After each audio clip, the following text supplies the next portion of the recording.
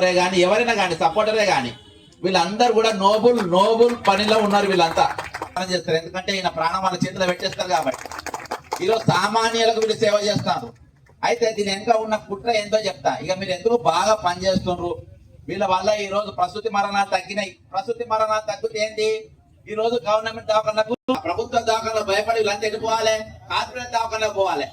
Contract ఉన్న వాళ్ళని ఎవరు అవుట్ సోర్సింగ్ తీసుకొస్తుందా అంటే మీ మీద అంత పగే. ఫర్ ఎగ్జాంపుల్ చెప్తున్నా, ఈ రోజు ఆర్టిషియన్స్ అంటుంటారు, ఎలక్ట్రీషియన్ లో ఆర్టిషియన్స్ ఉంటారు.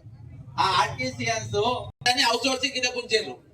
ఇలా ఏంటంటే ఫస్ట్ మనది హౌస్ సోర్సింగ్ తర్వాత కాంట్రాక్ట్ ఇవ్వాలి, దానికి ఇచ్చేయాలి.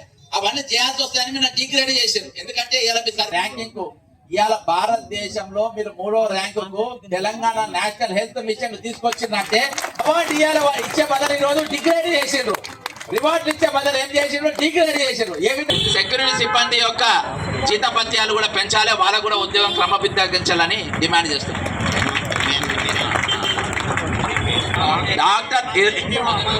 డాక్టర్ నుండి పేషెంట్ వరకు అందరికి సెక్యూరిటీ ఇస్తున్నటువంటి వారి జీతాలను వాళ్ళు పెంచాలి, అంతేకాకుండా వాళ్ళ జాబ్ సెక్యూరిటీ కూడా ఇవ్వాలని డిమాండ్ చేస్తున్నాం. జివో 16 అనేది ఇంప్లిమెంట్ చేయాలనేది డిమాండ్. మీరు ఖచ్చితంగా మంత్రులు అందరూ కూడా రిప్రజెంటేషన్ ఇవ్వండి. అంతేకాకుండా గట్టి ప్రోగ్రామ్ తీసుకోండి. ఏవేవి చెలో అసెంబ్లీ, చెలో సెక్రటరియట్, చెలో ఎన్హెచ్ఎంఎస్ ఉద్యోగుల ఐక్యత, ఎన్హెచ్ఎం ఉద్యోగుల ఐక్యత, ఎన్ఎంఎస్ న్యాయమైన డిమాండ్లను ఎన్ఎంఎస్ న్యాయమైన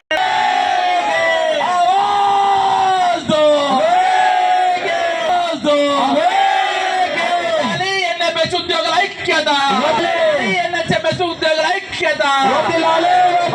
జై తెలంగాణ, మేరా భారత్ మహాన్.